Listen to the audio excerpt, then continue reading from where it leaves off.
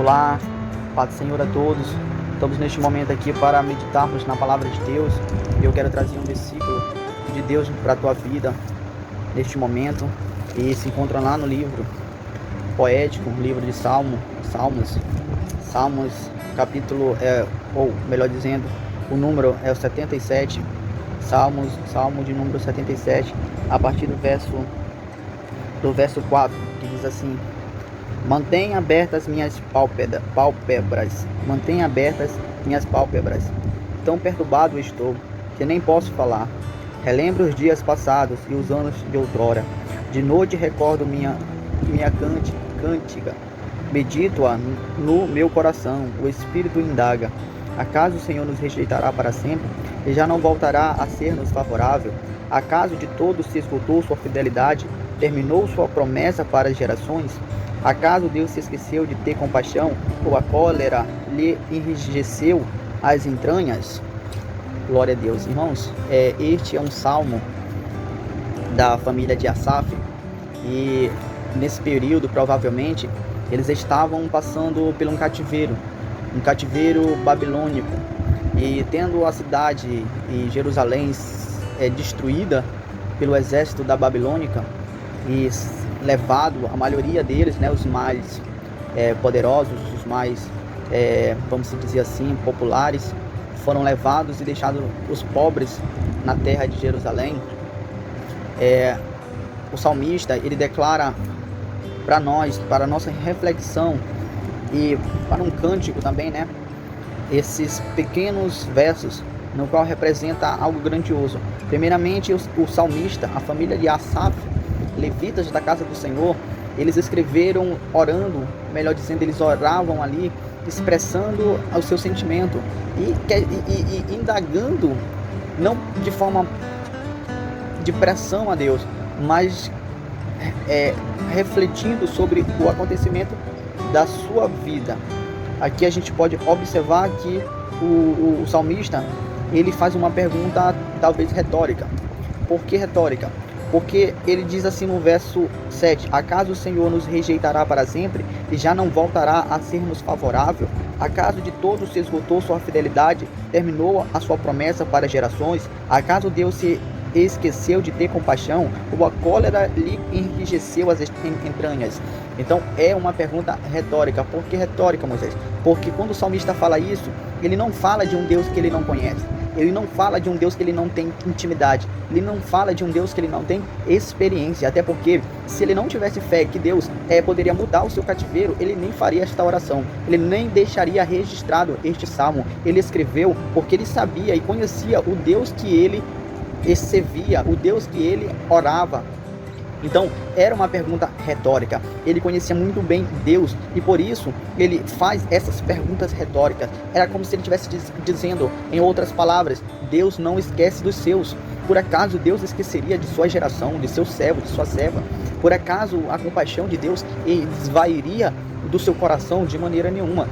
As compaixões, as misericórdias, as graças de Deus, jamais ela terminará. Deus sempre está com suas mãos preparadas para nos ajudar. E é isso que o salmista expressa nesse salmo. Por quê? Porque ele conhecia muito bem o Deus que ele servia. Ele sabia sobre a palavra que foi dita através de Moisés, através de Salomão, onde quando Salomão está orando a Deus ali na construção do templo, justamente deste templo que foi destruído na cidade de Jerusalém, Salomão fala: Senhor, se todavia o nosso povo pecar e o Senhor trouxer praga, ou nos levar em cativeiro para outra nação distante de nossa terra, e seu povo orar a Ti, se converter, se humilhar e se converter dos seus maus caminhos, o Senhor venha perdoar, o Senhor venha restaurar. Se o nosso povo de qualquer lugar do mundo estender as mãos para o lugar dessa habitação, que era ali o templo de Jerusalém, e rogar e pedir a Ti, o Senhor faça trazer novamente o Teu povo para a nossa terra novamente. Salomão ora assim, e Deus responde lá no capítulo 7, do versículo 14 do segundo livro de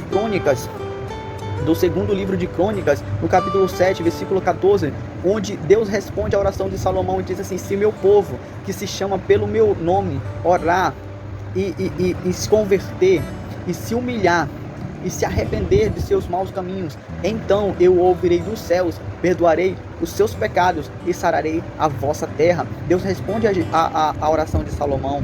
Então, nesse momento, esse salmista, ele relembra dessas passagens, desses registros, dessa declaração da parte de Deus, desta promessa da parte de Deus, uma promessa imutável, uma promessa inefável, uma promessa que é impossível Deus esquecer, impossível Deus falhar. E é esta mesma promessa que Deus leva e traz também para a nossa geração, para o tempo que nós vivemos, a promessa que está em Cristo Jesus, a promessa que Deus manifestou através de Cristo Jesus, o perdão de todos os nossos pecados. Em Cristo nós somos perdoados, em Cristo nós somos restaurados, em Cristo nós somos vivificados novamente, e em Cristo nós somos salvos para uma salvação eterna nele mesmo, em Cristo Jesus. Porque o apóstolo João fala na sua carta, se eu não me engano é no capítulo 1, verso 9, ele fala assim: se confessares os teus pecados,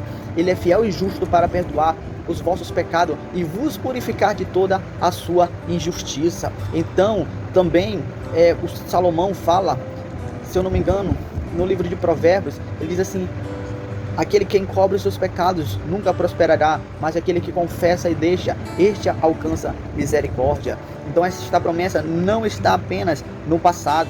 Esse Deus que revelou as suas promessas está aqui no presente, nesse século, nessa geração, porque ele mesmo diz lá no livro de Hebreus que ele é o mesmo ontem, hoje e será eternamente. Ele não mudou, ele continua o mesmo, e é ele que sara todas as nossas feridas, é ele que perdoa todos os nossos pecados. Então que a gente possamos orar igual o salmista, igual a família de Asaf, sabendo que Deus nos restaurará. E é importante nós frisar é que a família de Asaf, ao fazer esta oração, ele tinha certeza da restauração do seu povo, ele tinha certeza que Deus estava ouvindo a sua oração. Essa mesma certeza a gente tem que ter em Cristo, a certeza que Deus, ele se levantará, que Deus, ele nos restaurará, que Deus nos levantará novamente, nos colocará em lugares altos em Cristo Jesus. Como a sua palavra diz, somos mais que vencedores.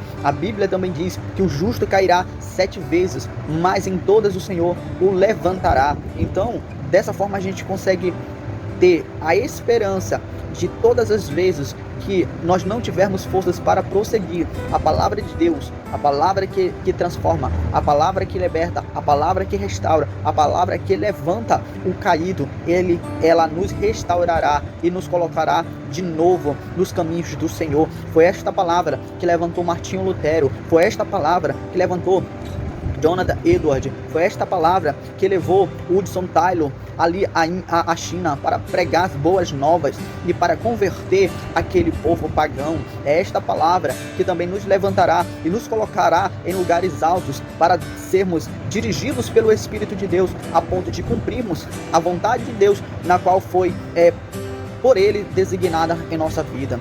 E esta é a mensagem dessa tarde para o nosso coração. Fique com Deus, que a paz do Senhor Jesus Cristo, que excede todo entendimento, possa penetrar no nosso coração. Amém. Até a próxima, se Deus quiser.